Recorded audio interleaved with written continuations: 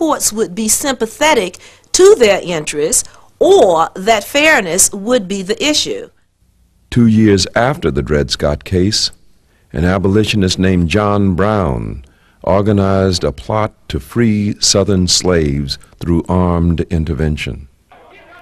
In order to secure sufficient weaponry, he led a raiding party of 13 whites and 5 blacks into the federal arsenal at Harper's Ferry, Virginia. John Brown contacted Harriet Tubman and Frederick Douglass and involved them in his Harper's Ferry plan to attack the slave-owning South and to liberate the slaves. Harriet Tubman was committed to join Brown. Frederick Douglass, however, studied the plan and determined that it would fail and decided that he would not be a part. Harriet Tubman would have been with John Brown at Harper's Ferry had she not become ill at the time. Brown wrested control of the armory, killed the town's mayor, and seized several hostages before he was captured by federal authorities and hanged 2 months later. In 1860, Abraham Lincoln was elected the 16th President of the United States. He opposed the expansion of slavery, and his victory threw the South into revolt. By March of 1861, 7 states, Alabama, Florida, Georgia, Louisiana, Mississippi, South Carolina, and Texas, had seceded from the Union to form a coalition they called the Confederate States of America.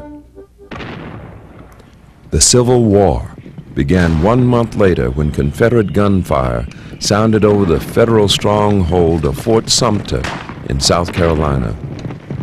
Lincoln responded by issuing a call for 75,000 volunteers to man the Union Army. Some historians argue that economic issues were of utmost importance in the causing of the war. Many historians, though, have come to the conclusion in recent years that slavery was the key issue which caused the Civil War. At the heart of the Civil War was the issue of whether or not the slave states were going to be able to maintain their status. The abolitionists presented the president with 2 demands: the right of freed blacks to fight with the Union Army and the emancipation of the slaves. The abolitionists were the men and women, black and white, that wanted to abolish or to end slavery. Many of the abolitionists were in the North, and they fought for many years to change the system that the country had accepted. I'd like to add also that for women abolitionists, speaking in public was tremendously courageous. That the early 19th century was a time in which women did not generally speak in public. It was not considered the thing to do for respectable women. Eventually, Lincoln acceded to both demands. Nearly 185,000 blacks fought valiantly during the Civil War, and about 38,000 of them gave their lives to the Union's cause. In December 1862, Lincoln issued the Emancipation Proclamation, abolishing slavery. The war's end in April 1865 brought freedom to nearly 4 million slaves. Freedmen, as both males and females were called, celebrated throughout the South on plantations or at crossroads between them. By word of mouth, news of the Emancipation Proclamation spread, I believe, like wildfire throughout the Confederacy. The ability of African Americans to transmit messages before the Civil War, during the Civil War, is legendary, and this was another example of that legendary ability to communicate. In December 1865, Congress passed the 13th Amendment to the Constitution of the United States, guaranteeing the hard-won freedom of African slaves. It stated, "Neither slavery nor involuntary servitude shall exist within the United States." Emancipation throughout the South was followed by a period of intense confusion in which blacks made the dramatic transition from slavery to citizenship. At first, a number of slaves decided to walk about, as the expression was in that time, to test freedom, to see what it really meant. But they soon discovered that life meant more than just having simple freedom without economic support. And so many were forced to go back to the old plantations and to contract with their owners for work.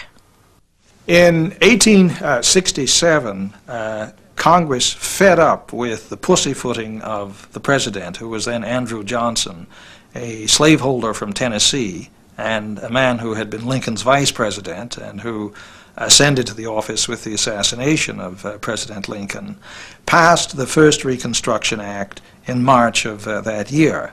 And that placed the 10 of the 11 states of the Confederacy, the Fighting South, under military rule in 5 districts, and annulled the governments of those states.